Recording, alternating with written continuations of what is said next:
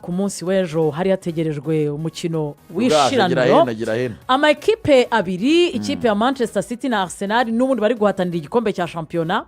Ikipe ya Manchester City yaherukaga gusezererwa imikino ya UEFA Champions League bahuriye Wembley yari yuzuye isa neza cyane. Ikipe ya Manchester City itsinda Arsenal ibitego 2-0. Inkuru imusozi ihunduka Red umukinnyi wazamutse akunda Manchester City mu gisagara azamukira mu bana b'ikipe ya Manchester City. Aba promoted ni watsinze ibitego byombi Rugaju nuko Manchester City Pepe aterura igikombe cya gatanu cya Carabao, igikombe cya 40 gitaha mu bindi kwa Pepe. Guardiola yatwaye igikombe yarishima cyane, abantu bashaka kukita gito ariko ni igikombe cyamunejeje cyane. Yagize ati umbi cyavuye muri Guardiola ubwe nyuma yo kwitwara neza kuri iyi match. Yatangaje iki? Yes, yavuze ati twihuta rero kujya muri match nyirizina n'uburyo ikipe ya Arsenal yacu byari 4 byatangiye kugabanuka. Yavuze ngo it was special because you had a tough 2 weeks. Ati byari bintu bidasanzwe kuko twatumaze igihe dufite ibyumweru 2 bigoye. Byatugoye match za Champions League yari yabakuyemo kunganya na West Ham no kunganya na Nottingham. Abati ibyumweru 2 byari bitugoye cyane. Akomeza agira ati in the first 15 minutes minota 15 ya mbere they suffocated us. Ati badusunitse cyane. We couldn't breathe. Ntago twashobora no guhumeka. After that we won some second balls and started to pray. Ati nyuma y'iminota 15 noneho twatangiye kubona imipira ya kabiri twasha gukina neza cyane. Ati I'm really pleased because Mikel created a team that is almost unbeatable. Baba we. Ati ndashimira cyane Mikel Arteta kuko yubatse ikipe isa nkaho nta wayitsinda. Najye burira. Pepe nyuma yo kumurasaho bamaje bati none ibindi urabitekereza wiki.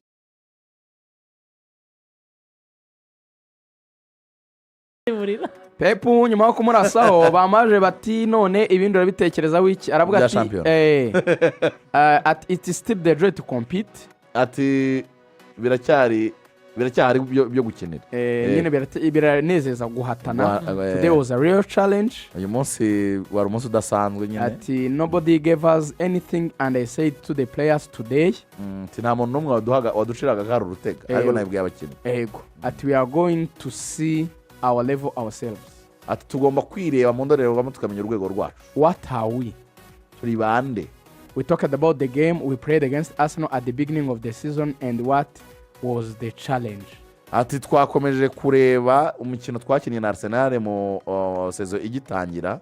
Ati tuza kureba nyine byatugoye muri uwo mukino nibi. So asoza rero ngiye kwena ati I could not believe we could do it against Arsenal as we did it. Ati rwose natungwe cyane ntabwo narinzi ko ibyo twakoze twari bubikore ku ikipe ya Arsenal muri ubu buryo. So zagira ati that is nice for the sports. Ati ibi nibyo byiza by'umupira w'amaguru. Akabara kabirira kana wirereye munsi ukagero kakanyuza minshi. Muri abantu babandi bagasingizaga bakaryamirira rimwe. Uriya nukuninura n'umugome. None interview no kumva yagenda gakira yishongora cyane. Ibyo byiza by'umupira ati sinahise ko twabikora kuri cyane. Ariko se Rugaju yayirushije se ko yayirushije cyane. Igice cya mbere kureba ama highlight nanjye. Nge match narebye yantangaje. Iminota 15 Arsenal wagira ngo rica Man City. 15 ya mbere. Arsenal yateye. Wabitagiye kere sinamubonaga yiruka. Yatatse yariyishe. Ama save 3 yikurikiranya mu minota nka 5 ya gutyo. Reka guhera ku minota 20 match ahise ijya hagati bose igice cya mbere baguma hagati nta urusha undi biraho. Igice cya kabiri guhera ku minota 45 kugera kwa 65 Man City bonamo ibitego bibiri. Man City yahaza Arsenal yose isubira inyuma ku defender, City irayihusha bya bindi byo kuvuga ngo ni ikibazo cy'isegonda kirajyamo kwa 60 igiterekamo kwa 65 kiramo cya kabiri itisoza match.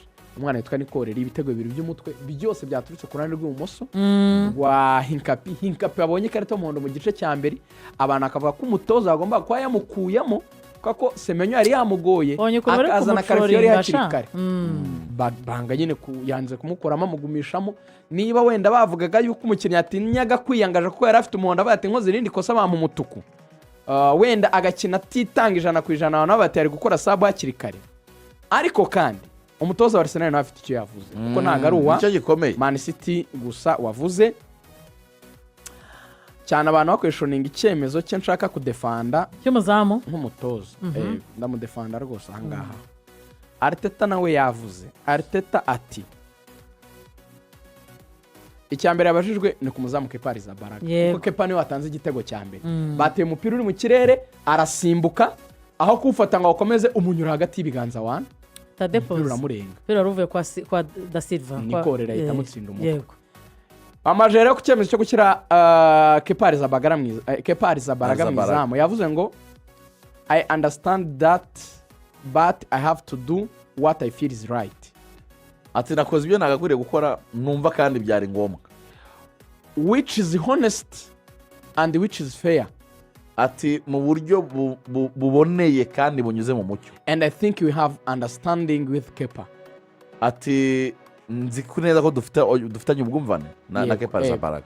He's played all the competition. Yakiniye amarushanwa yose. And I think it would have been very very unfair for him. Ati ntekereza ko byari kuba ari ibintu bibogamye cyane and for the team no ku ikipe to do something different. Dukoze iyo dufata icyemezo gitandukanye nicyo twafasha. Aho rero ni kumushyira mu izamu. Yashoje avuga ngo errors are part of football. Amakosa ni kimwe mu bigize umupira. And today it happened. Uyu munsi byanabaye amakosa y'abana. Unfortunately in a crucial moment. Biteye agahinda byabaye mu gihe kigoye. Nibe tutagarura. Reka neke kuvuga ibindi. Aho hantu rero utarakomeza Rugaju reka dutumike hari udutumye muri aya masaha dutumike ubundi tuze no. Yego. Dukomeza.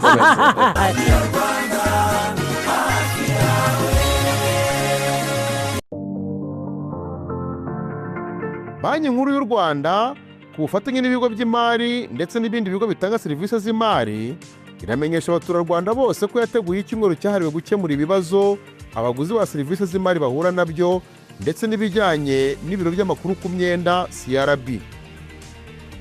Inoti korite niyo ngiye kubasobanurira nayo biroroshye kuyifungura ukanda akanyenyeri 562 urwego ugahitamo kabiri ahanditse inoti hanyuma bahitaho gwa pini muri message yawe hanyuma ukayishyiramo imaze kushyiramo iyo pini barongera akagusaba gusubira inyuma ugakanda akanyenyeri 562 urwego noneho ugashyiramo ya pini baguhaye hanyuma bagahitaho gwa chance yo kurema yawe cyangwa amahirwe yo kurema yawe igenda bite ukora pini itarengeje imibare 5 iyo wihitiyemo wowe ushaka hanyuma wamara kuyikora iyo pini ukoze yawe wihaye apana iyo bo bari baguhaye mbere ntugomba kwibagirwa kuko nuyibagirwa cyumvikana neza ko nta kuntu wabikuza hanyuma amafaranga uzasubizwa 10% ya Rwanda Revenue bazanyuza kuri inoti amafaranga uzatsindira 50% cyangwa se ibihumbi cyangwa se miliyoni bazanyuza kuri inoti kuyakuraho uyazana kuri mobile money cyangwa kuri Airtel money ni ubuntu wanayagura n'ibindi bintu bitandukanye fata guzi rya telefone rya televiziyo n'ibindi bigiye bitandukanye kana akanyenyeri 532 urwego wibuke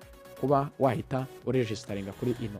Hari ahantu rero warugeze umaze kuvuga iby'umutoza ariko ndagira ngo bijyanirane n'iki Thierry ari yavuze ko rwose we nta kibazo afite ku ikipe ya Arsenal yatakaza igikombe cya Carabao Cup ati kuba batakaza igikombe cya FA Cup ati kuba basezererwa muri Champions League ati cyo twe dusaba Arteta ni igikombe cya shampiyona cyonyine nicyo dukumbuye hano niko navuze cyane rwose abantu bati arakina agri football yakinnye nabi nibyo ariko abantu bati haracyari ibyo gukinira ibi ngibi bibabereye wake up call cyangwa se bibabereye akantu ko kubakangura kugira ngo batazaba ingata imennye byose agomba kurwana ku bikombe bitatu bisigaye notama shampiyona kuko niyo ikenewe cyane ariko muri rusange cyo gushyira Kepa Arrizabalaga mu izamu nkuko na Pepe Guardiola yashyizemo Trafford abatoza ndagira ngo abantu basobanukirwe no principe n'abanyarano batashye rwose bamurakariye abatoza n'abantu baba fair umukinnyi yakinnye Carabao baba barabyumvikanye yarambwiye ati niwitwara neza aho tuzagera ni uzajya ufata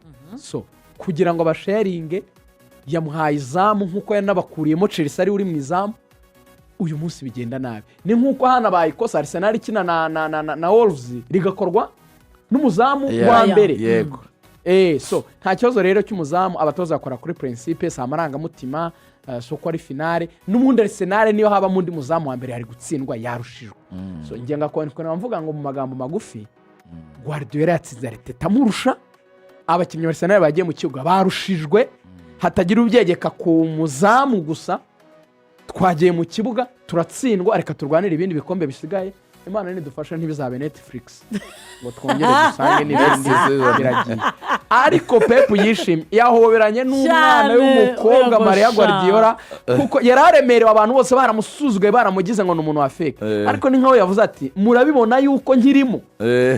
Rero mumwitegure muri FA Cup no muri Champions. Champions. Urubuga rw'imikino umunsi mwiza, gahunda za Radio Rwanda zikomeze zibanogereye. Ciao ciao.